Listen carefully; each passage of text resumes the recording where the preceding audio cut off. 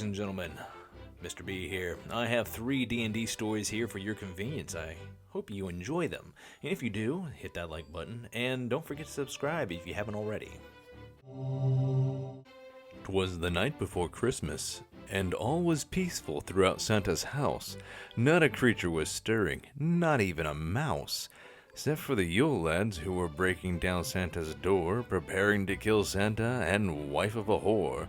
They entered the house and began ransacking for baubles, and this, dear reader, is the start of our poor DM's troubles. They found ho-ho hammers and candy cane crossbows, TNT explosives all wrapped up in nice bows. Prospecting Yule lads went down to the tavern and robbed the customers of their spoons they have gathered. Unfortunately for this lad, there were many skill checks that he failed to pass, which resulted in a candy cane being shoved up his ass.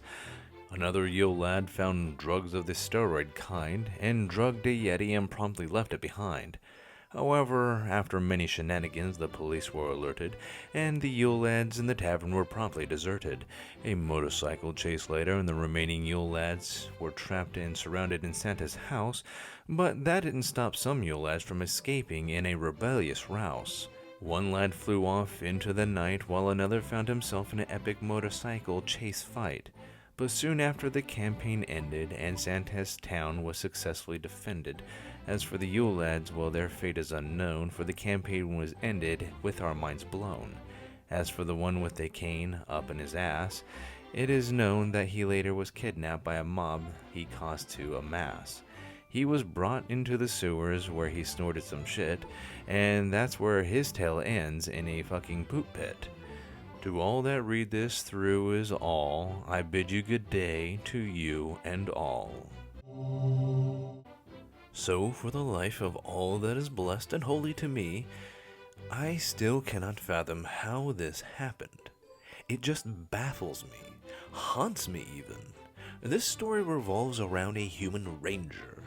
It was he, myself a human monk, another elf monk, a new tiefling bard, a human wizard, and a debatable, quote, bard, who was a half-elf. He never used spells or inspirations, which was tedious. Anyways, back to the ranger. As a favored enemy, he chose Dark Elf as one of them, and I guess that means he always attacked one on sight. And consistently throughout the adventure, he'll go on and on about Dark Elves. Not how he hated them, but how, if you were one, I'd have to kill you because I kill Dark Elves. No other reason save I have to kill them. And so, in our adventures, I and the other monk are captured and set to fight in a gladiatorial pit, sitting right at the center of a criminal bandit town. Everyone was scum. Everyone was a bandit and everyone was armed. Remember this. I managed to escape, but the other wasn't so lucky. But as it turned out, there is honor amongst thieves. After his fight, which he wins, they let him go free. And the party would have been able to meet up and continue. Now, back to the ranger. For some ungodly reason, he ends up in the pit, of his own fault, and there is no reason for him to fight. He could have walked out and carried on, and the bandits didn't care, until he asked the DM, "Are there any Dark Elves?" DM says after a check, you spot a few in the audience. And I don't know what came over him, but he says, "I shoot the Dark Elf."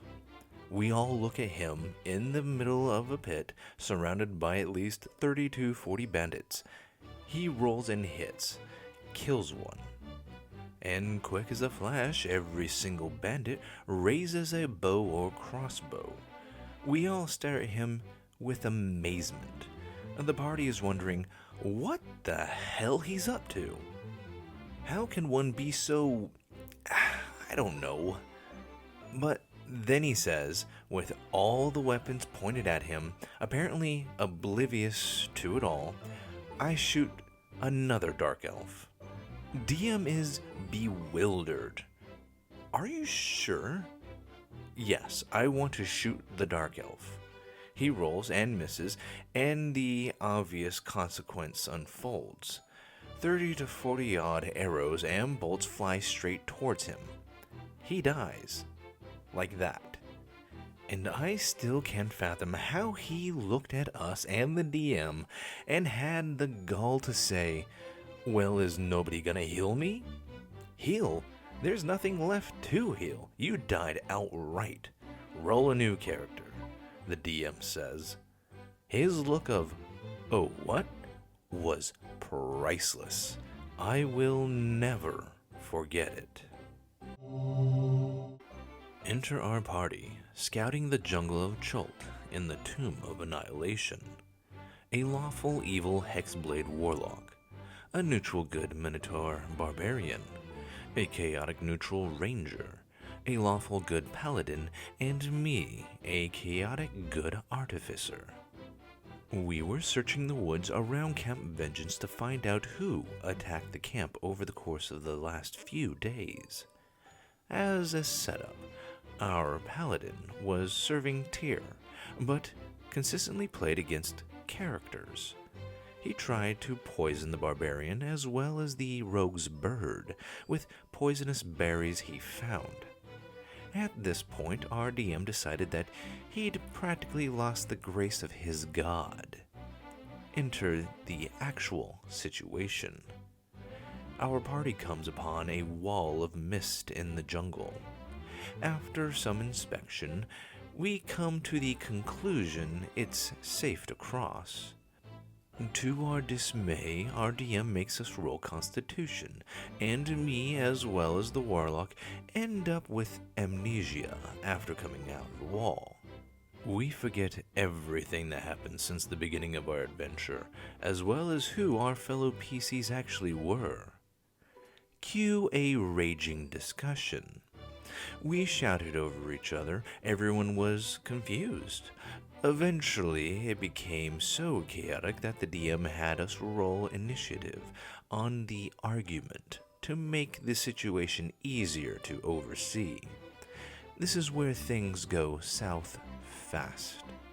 Our paladin, for some god-forsaken reason, cast Shield of Faith. At the same time, our DM leans over to our ranger, who has been suffering from laughing sickness for multiple in-game weeks now, that he starts suffering from a fit of his sickness. He starts laughing, screaming, rolling on the ground. At this point, me and the warlock were convinced that the paladin had cursed the ranger. We draw our weapons and approach. The paladin tries to run, but catches an attack of opportunity by the barbarian, gets downed instantly.